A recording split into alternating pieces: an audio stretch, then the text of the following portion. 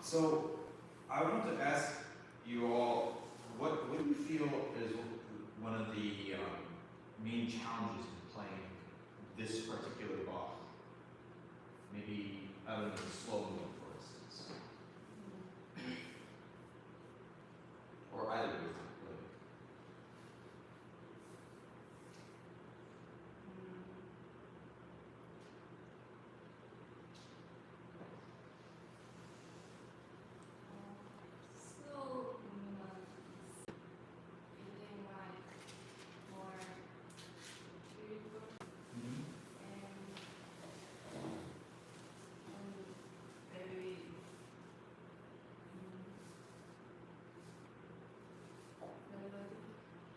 It's very melodic, a moment for their beauty. Say, do you have any thoughts? Something which you might feel that, is a challenge that you have to grapple with as a performer or as a musician performing here.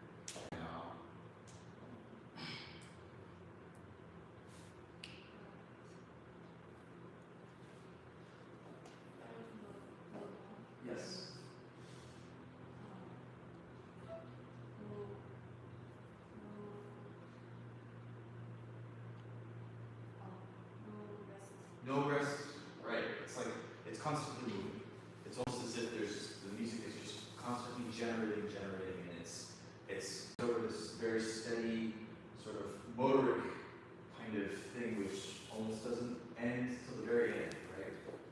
And it's always the slow movement as well. It starts and then it flows to the very end. And it's hard to sometimes tell, oh, where is the beginning of the phrase? Where is the end of the phrase? Because oftentimes the phrases, they sort of overlap each other and they sort of elide into one another. And when one phrase is still kind of concluding, another phrase begins, And that's oftentimes I find makes Bach very complicated to understand in the first place. But I think that in some ways we can clarify it through the way in which we phrase, and the way that we sort of structure and organize our phrase. And so maybe let's try a little bit of the slow movement, and let's see if we can't make a little bit more sense of the larger structures, because there are definitely guideposts at which we feel like, okay, this is the end of the phrase, or a moment when I'm still continuing this, but another person's coming out from underneath. But I want to recognize that this is something new, maybe, and not, let's say, subservient to the previous phrase. So I'll be a little more specific. Let's start from the very beginning.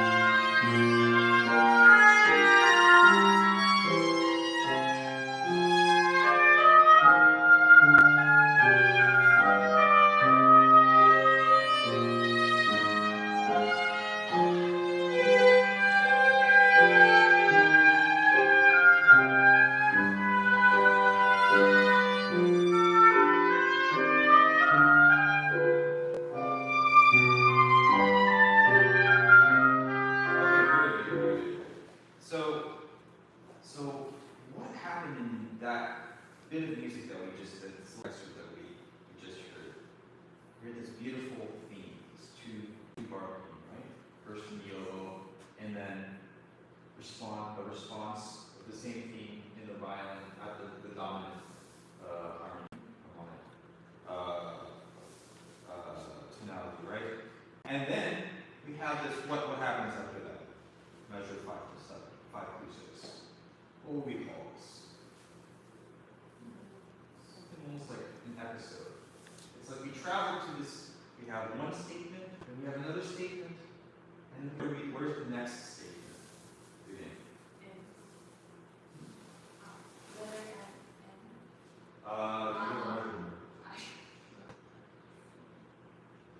Seven, right? 7. Right? Somewhere in, sorry, no, 6, it's 6. Right? In the oboe. And what key?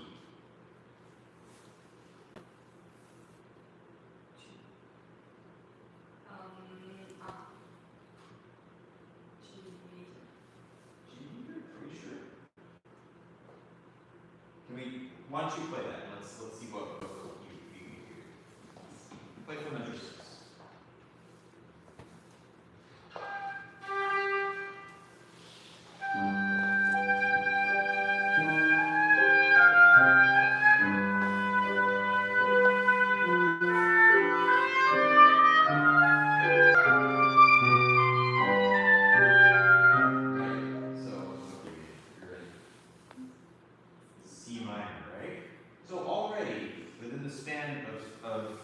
About seven measures or so, we find ourselves in the relative key of C minor, right?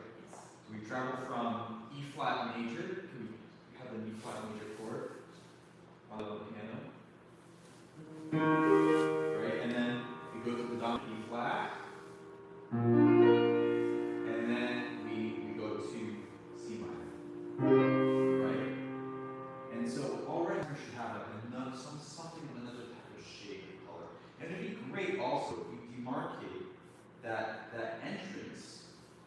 with a little acknowledgement in the time, if that makes any sense. So for instance, if we go from, let's go for instance from measure 3. Okay.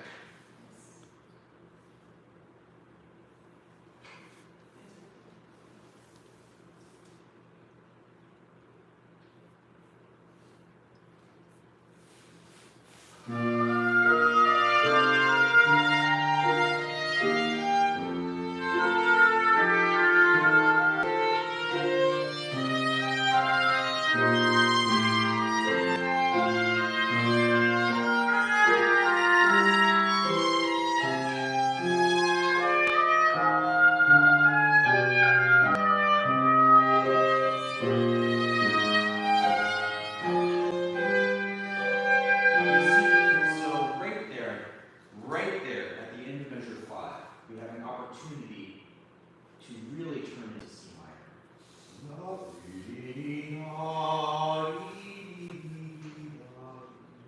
And then we prepare for our new measures. I think a lot of what makes Bach understandable is when you, us as performers, acknowledge a sort of a turning point in the structure. A turning point in the harmony. With time, with a shade of color that we use. I should maybe open my violin case here. But maybe I'll give you all an opportunity to do that. Try one more time from the same place. And maybe you can think of that last beat as having somewhat of a painful feeling, something of like a just some form of like press feeling that maybe we need to hold on to it a little bit longer before we resolve the next chord.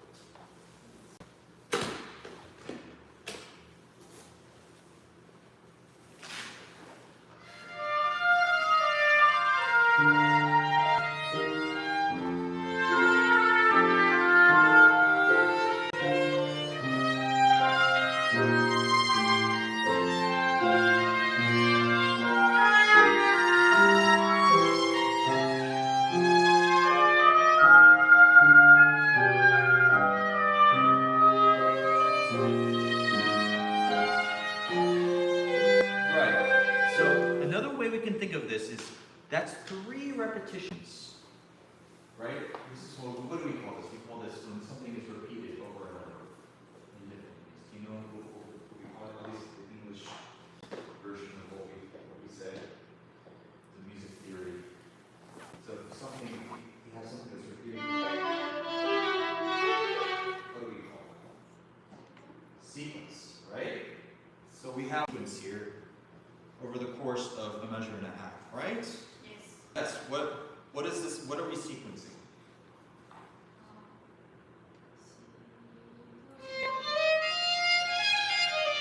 Right? Actually, it starts here.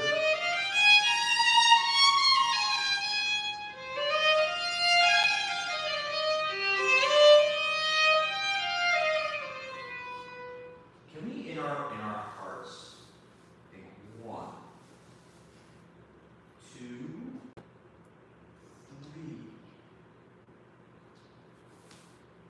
Each one of those is different. There's a slightly different shape. I want you to play right from measure 4 on the 3rd beat.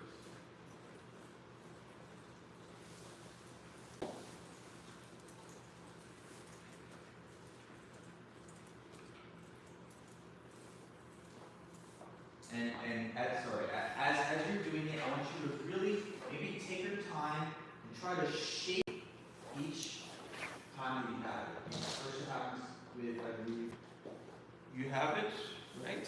Oh, I'm sorry, no.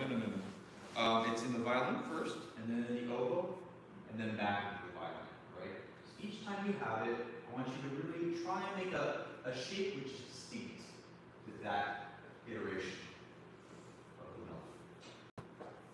Try to use the harmony for your inspiration.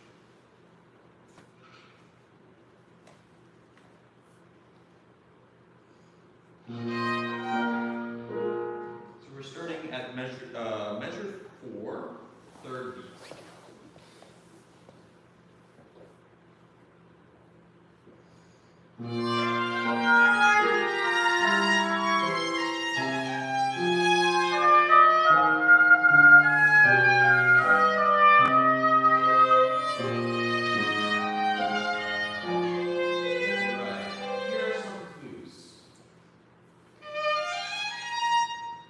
We have here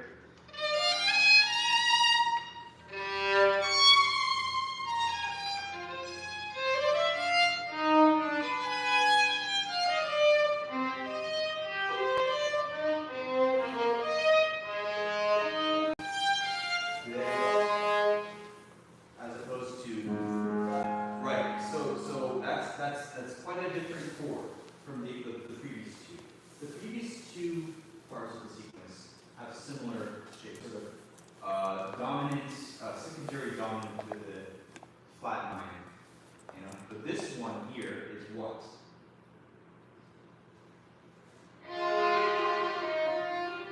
This sort of Phrygian, right? There's something quite kind of mournful about it. Oh, it would be good if we maybe lean into that. And then A flat.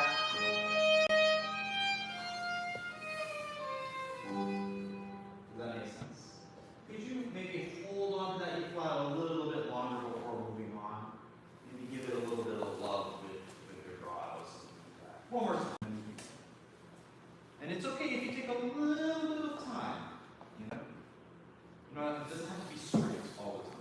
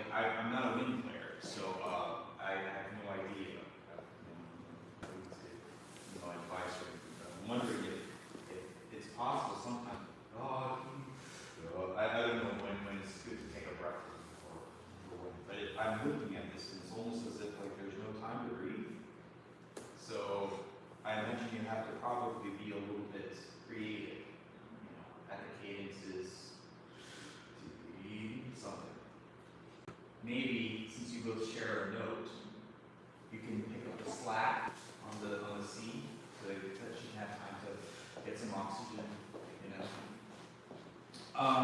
Okay, and so a lot of this type of thing happens throughout the. Oh, we are there. You're fine. I would have loved to continue working on this some more, but you're flat out of time.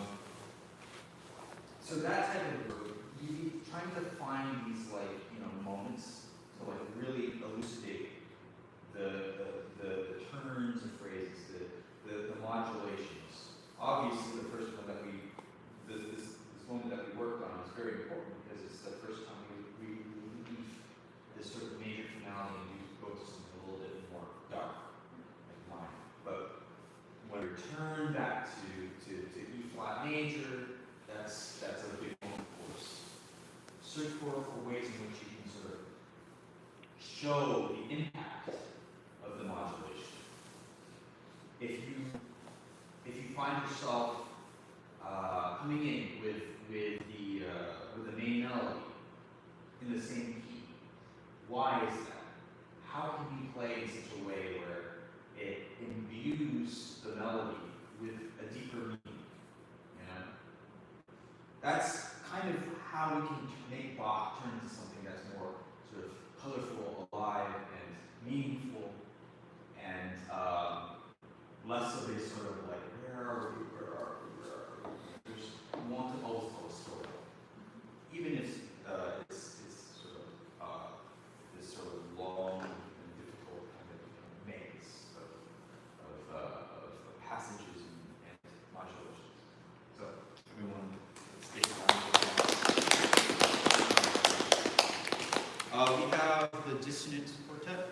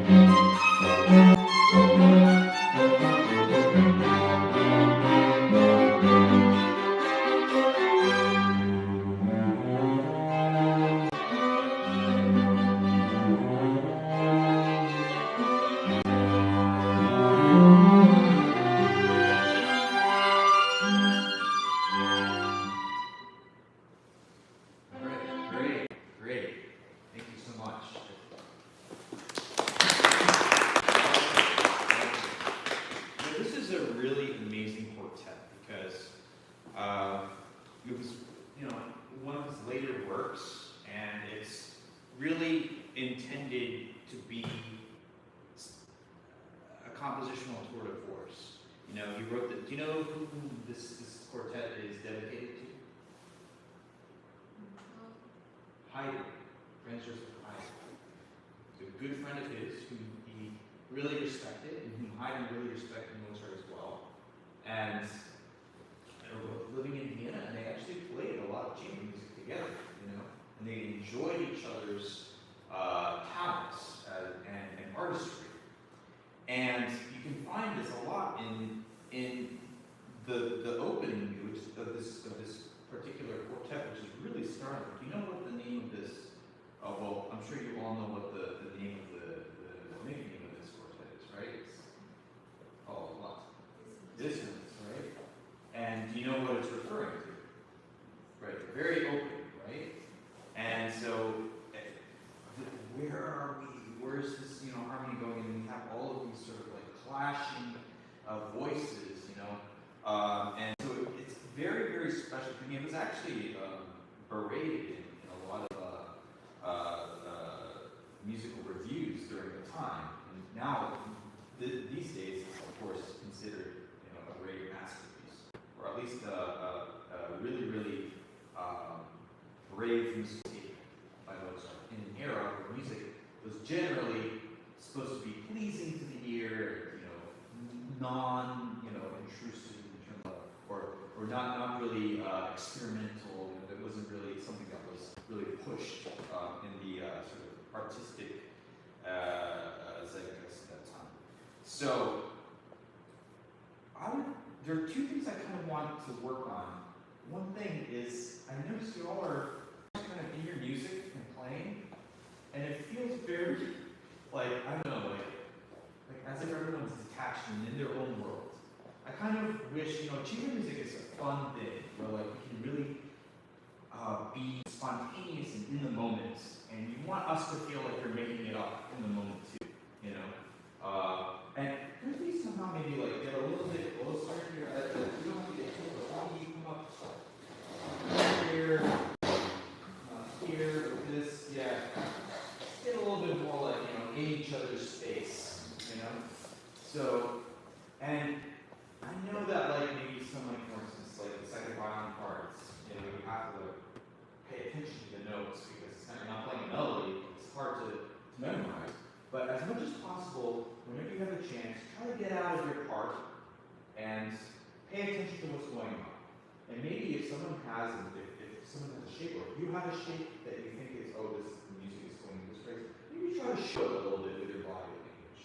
Oh, we're going here, And then if you see someone else do that, try and, recognize it and mimic them in a way, or follow that idea and sort of, allow that idea to really become a group idea.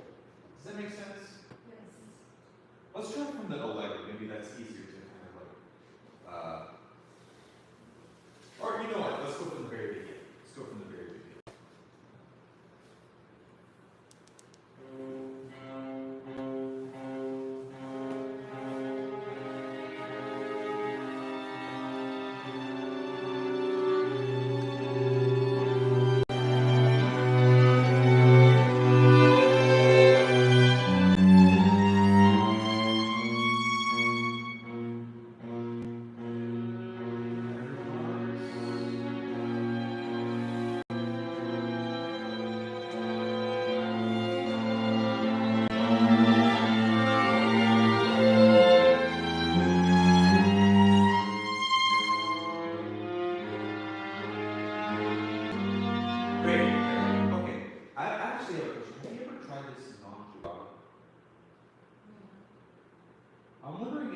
Somehow try to get a little bit more this sort of like uneasiness with just the sound of the way we use our book.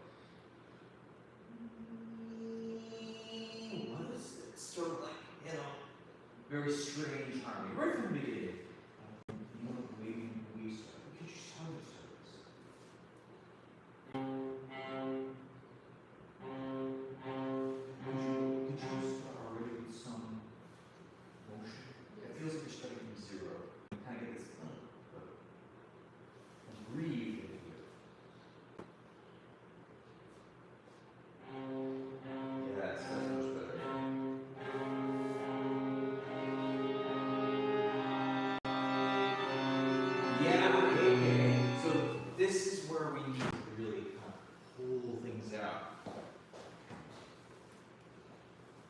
As the chord begins to stack,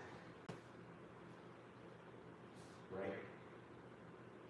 Before you change the next note, I want you to feel like the harmony, the dissonant harmony that comes, has reached its point and must now change. Does that make sense? Start from the very beginning again. See, I'll try to explain further what I put in.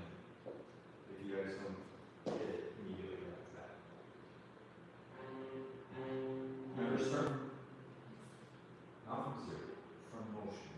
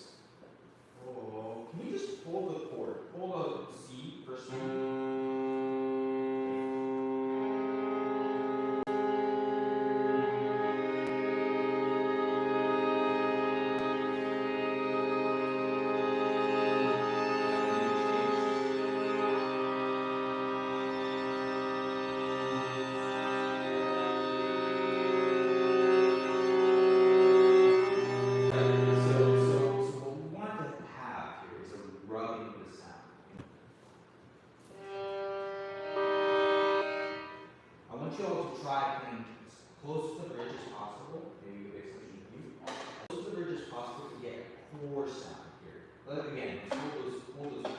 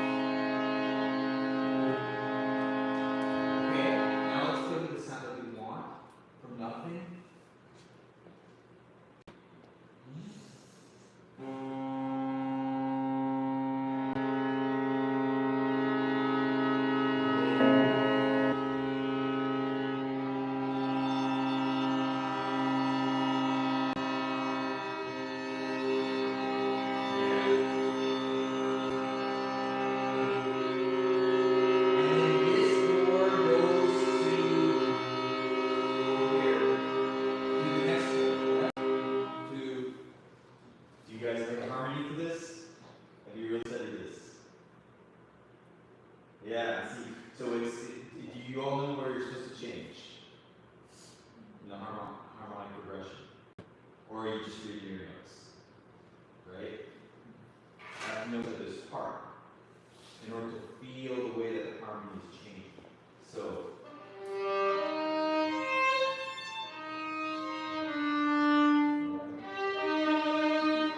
you have your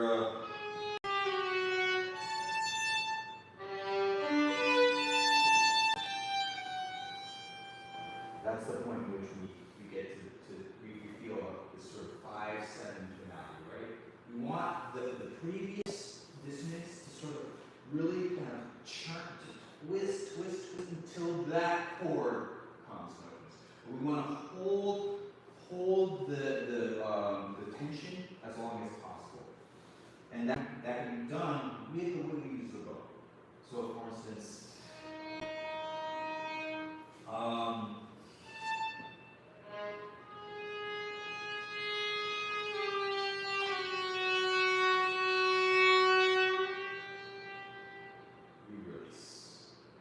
It's not just a crescendo, but we also have to feel the quality of the sound and how the tension of the previous chord sort of reach a breaking point. Right?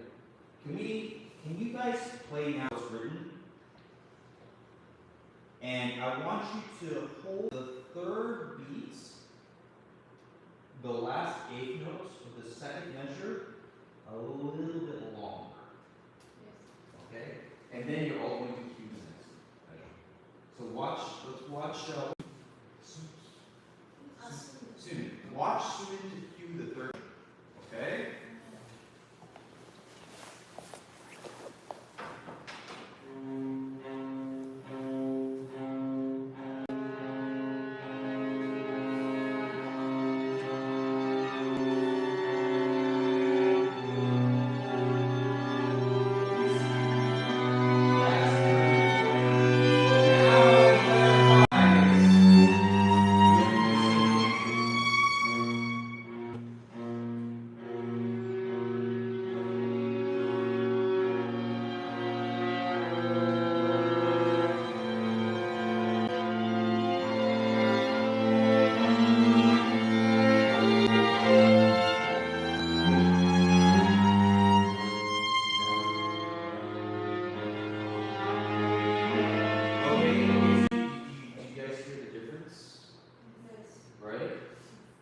Now, of course, you don't want to do that when you're actually playing. You don't want to literally do that. But you want to feel that as much as possible. And you might maybe just a second longer, just to kind of feel that turn. Yes. But we all need to feel that together. It's out of the normal 1, 2, 3, moving apart, and you're just following in time. It's a little bit of interpretation. But it's a musical decision that you have to make, that you pull from the material that Mozart wrote. It's not written in there. He doesn't say Ricardo. He doesn't say. But the harmony itself wants you to feel that tension. You have to sometimes stretch a little bit and then release in order to feel that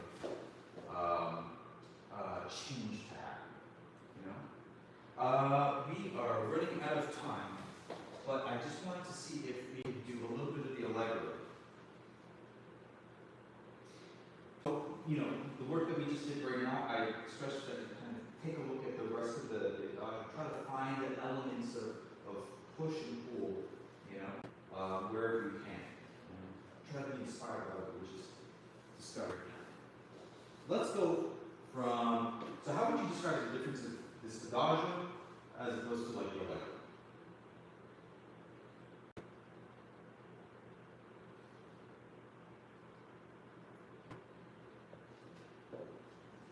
Character, adagio. Character, allegro. Difference. What?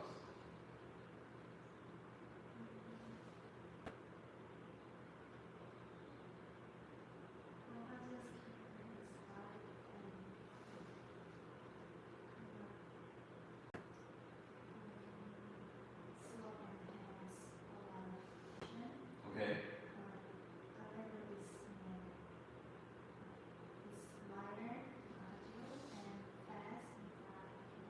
Completely different, right? So, right?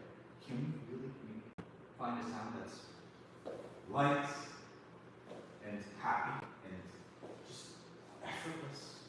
Let's try from the beginning of the allegro. Let's see what we can do.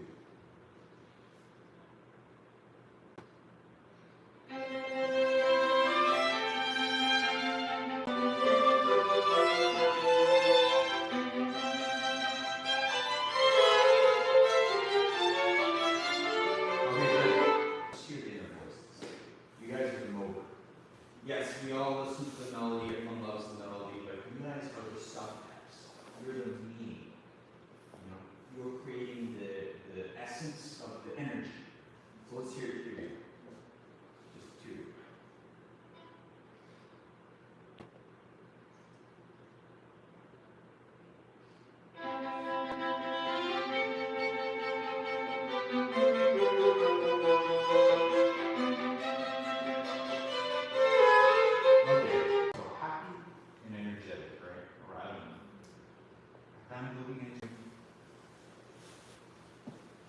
Very, very like, I'm just here playing my eighth notes. I want to see some kind of sparkle. Is there a way that maybe you can imbue these eighth notes with a little energy? How can we get energy into the stroke?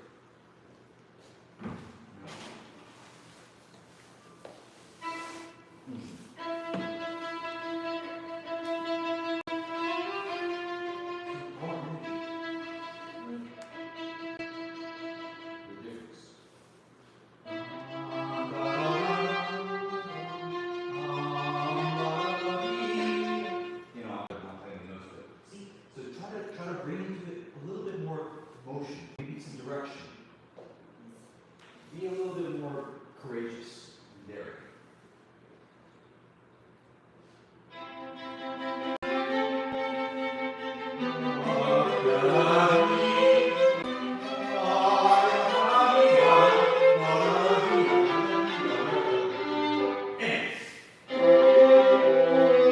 Okay, see?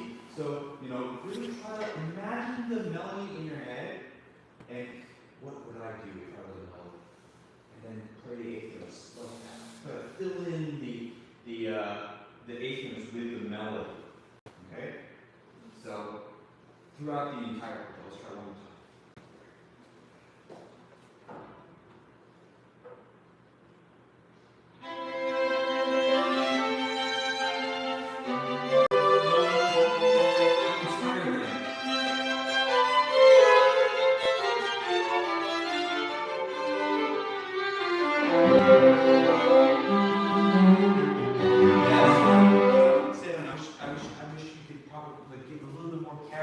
Inspire them a little bit, you know, from the beginning. I'm sorry, there's using the bow.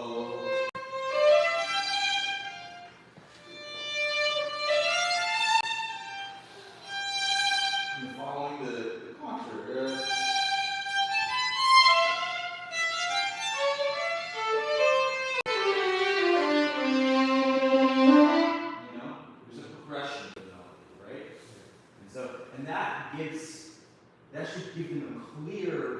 vision of what these eighth notes are supposed to be. You need to have a little bit of the eighth notes within your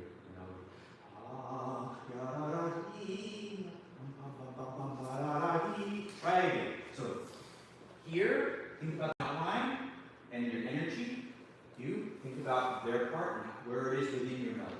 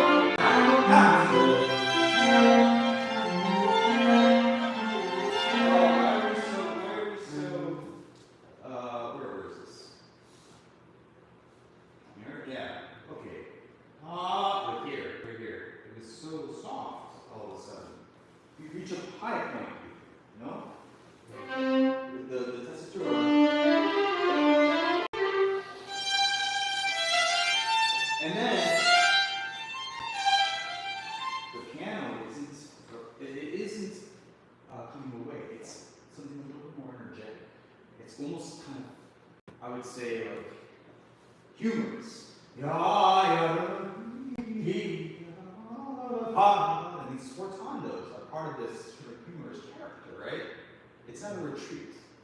It's something even more intensely allegro, you know? So let's not lose our energy in the sound. Try to find, even in the note, so here, there's no indication of piano here.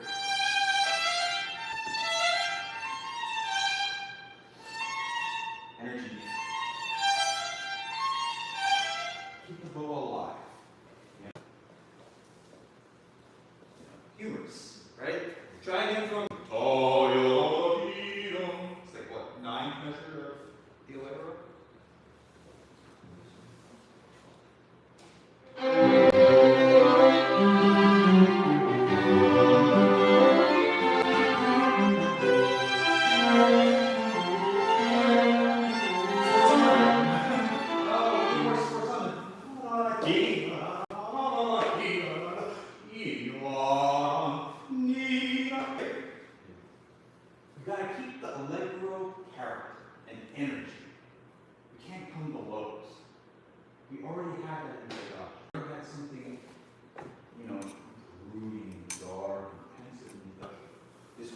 Section is a complete contrast to the first section.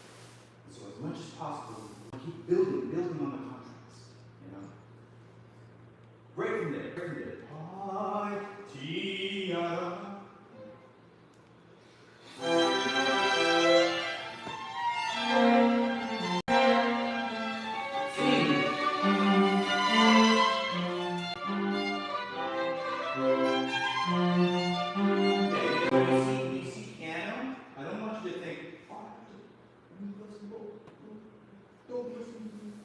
I want you to think of just something, it's the difference between a forte, which is the forte, and piano. Different character. It's not, don't listen to me, piano means soft, it means no decibels, 0 decibels. No, you have to project the character. And piano does not necessarily mean soft or soft. It just means the character is, later.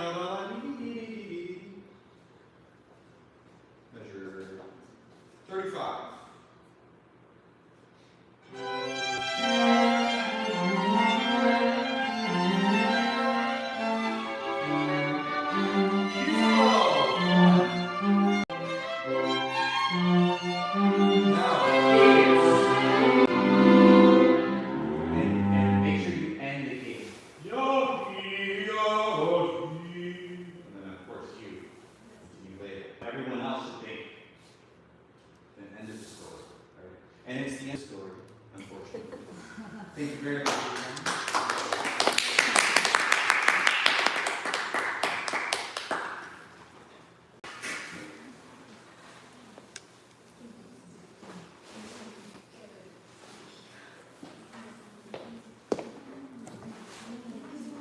What's